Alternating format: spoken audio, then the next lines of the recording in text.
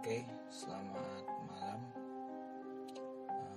Di sini saya Alasan Puranji Sinaga akan mempresentasikan tentang struktur data.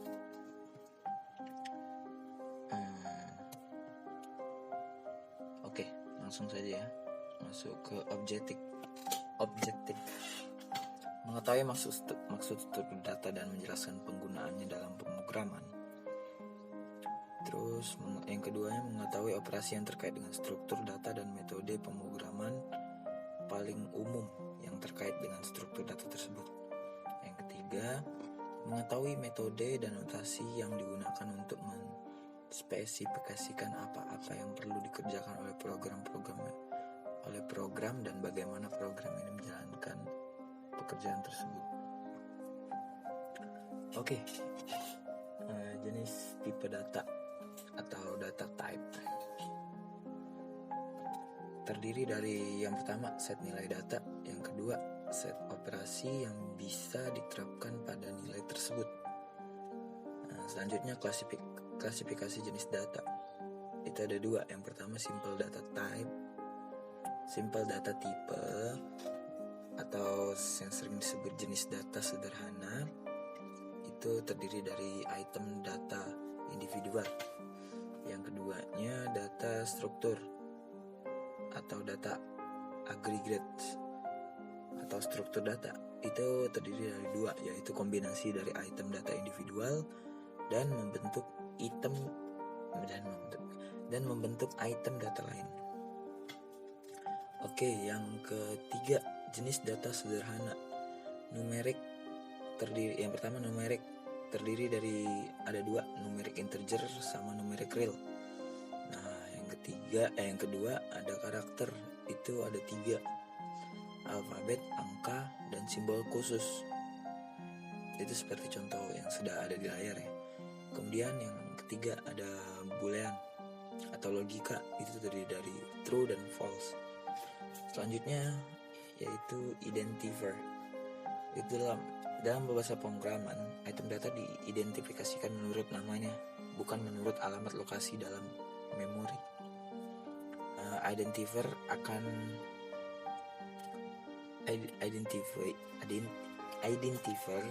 akan merupakan konstanta jika ia selalu dikaitkan dengan nilai data yang sama, dan identifier akan merupakan variabel jika nilai datanya yang terkait bisa berubah. Literal itu adalah nilai data yang tertera dalam program namun bukan sebagai identifier. Oke, selanjutnya yaitu deklarasi data.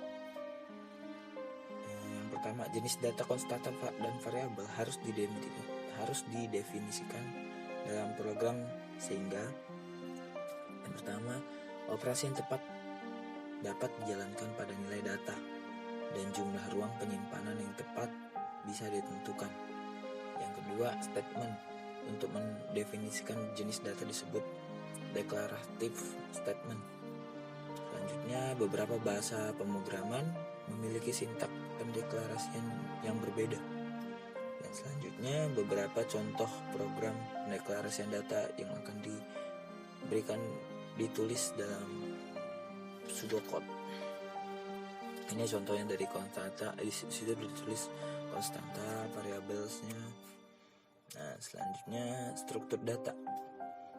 Data itu adalah kelompok item data yang terorganisasi yang dianggap sebagai suatu unit.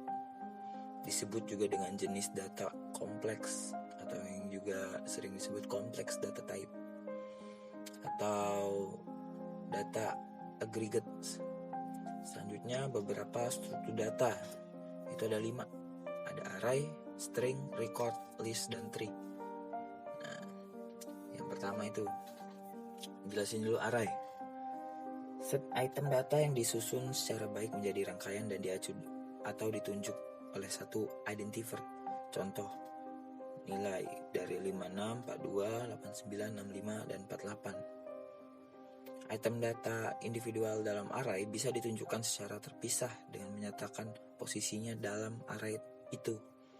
Kayak nilai pertama menunjukkan 56, nilai kedua menunjukkan 42. Bilangan yang ditulis dalam tanda kurung menandakan posisi item individual dalam array, atau yang sering juga disebut dengan subscript atau indeks. Oke, array. Variabel bisa digunakan sebagai subscript, misalnya nilai i. Jika i sama dengan 2, maka menunjukkan ke nilai 2, yaitu 42. Juga jika i sama dengan 4, maka menunjukkan nilai yang keempat, yaitu 65. Item data individual dalam suatu array sering juga disebut dengan elemen.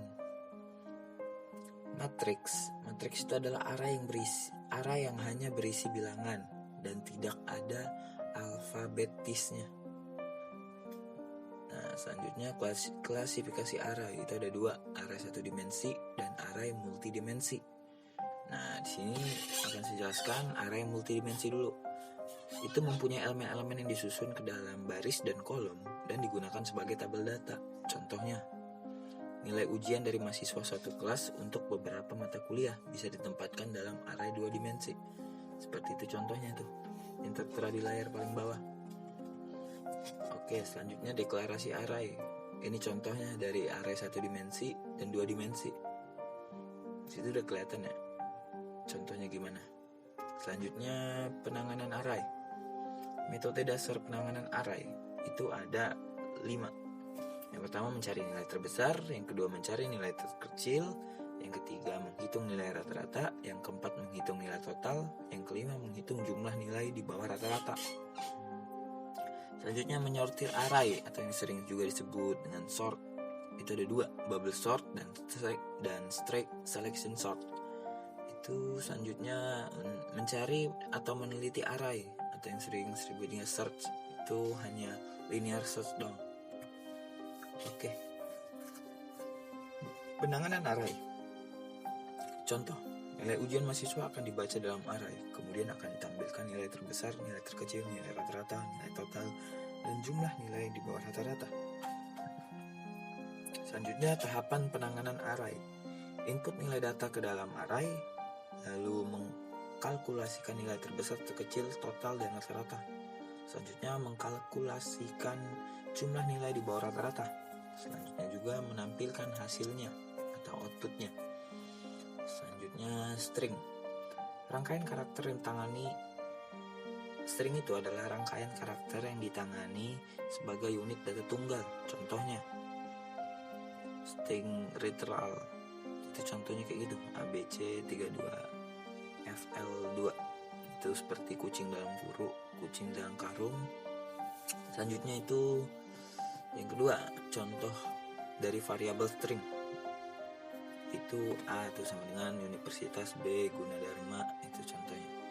Berada dalam bentuk array karakter 1 dimensi. Selanjutnya fixed length string atau yang disebut juga string yang panjangnya tetap. Itu adalah mempunyai jumlah tempat karakter yang tetap yang tersedia, bisa digunakan untuk penyimpanan data. Selanjutnya variabel length string. String yang panjangnya berubah-ubah, memberi data sejumlah spasi atau ruang sesuai apa yang diperlukan. Nah, ini nih contoh dari fixed length string dan variabel length string. Nah, ini deklarasi stringnya ya, dari fixed length string dan variabel length string. Selanjutnya operasi pada string. Yang pertama concatenation atau penggabungan 2 atau lebih string. Contohnya tuh ya, itu ada tertera di bawah, bisa kita lihat. Operasi pada string. Yang selanjutnya substring. Substring itu mengambil bagian dari suatu string. Contohnya itu ABCDE, maka CDE dari gitu. Selanjutnya record. Seperti array 1 dimensi, tapi terdiri dari serangkaian item data yang terkait. Item data berurutan yang ada dalam record bisa mempunyai jenis yang berbeda.